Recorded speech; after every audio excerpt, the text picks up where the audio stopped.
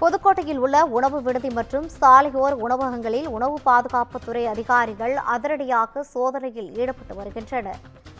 தமிழக அரசால் தடை செய்யப்பட்ட மைனோஸ் பயன்படுத்திய கடைகளிலிருந்து மைனோஸை பறிமுதல் செய்து அதிகாரிகள் நடவடிக்கையில் ஈடுபட்டு வருகின்றனர்.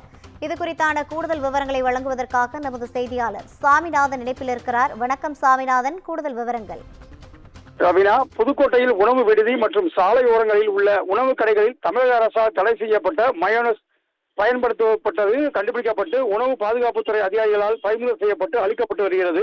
இதுவும் பெரும் பரபரப்பாக பார்க்கப்பட்டு வருகிறது. அதாவது உடல்நலத்திற்கு கேடு விளைவிக்கும் மயோனஸ் பயன்படுத்துவது ஓராண்டுக்கு தடை செய்யப்பட்டுள்ளதாக தமிழக அரசு கடந்த சில தினங்களுக்கு முன்பு அறிவித்தது. இதனைத் தொடர்ந்து உணவு பாதுகாப்புத்துறை அதிகாரிகள் உணவு விடுதிகள் மற்றும் சாலையோரங்களில் தள்ளுவண்டி கடைகளில் கடை நடத்தும் உணவு கடைகளில் அதிரடியாக ஆய்வு செய்து வருகின்றனர். இதன் அடிப்படையில் புதுக்கோட்டை உணவு பாதுகாப்புத்துறை நியமன அதிகாரி மற்றும் உணவு பாதுகாப்புத்துறை அலுவலர்கள் புதுக்கோட்டை மாநகராட்சிக்கு உட்பட்ட பகுதிகளில் உணவு விடுதிகள் மற்றும் சாலையோரங்களில் நடத்தப்படும் உணவு கடைகள் அதிரடியாக சோதனை நடத்தி வருகின்றனர்.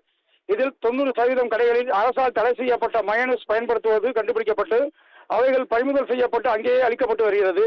இதனைத் தொடர்ந்து கடைகளுக்கு நோட்டீஸ் அளித்த உணவு பாதுகாப்புத்துறை அதிகாரிகள் கடைகளுக்கு அபராதமும் விதித்து வருகின்றனர்.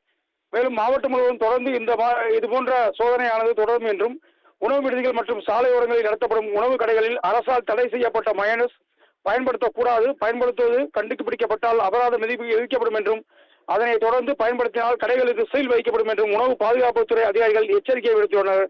இதனால் பெரும் பரபரப்பு ஏற்பட்டுள்ளது. ரவினா, கூடுதல் விவரங்களை வழங்கியமைக்காக நன்றி சாமிநாதன்.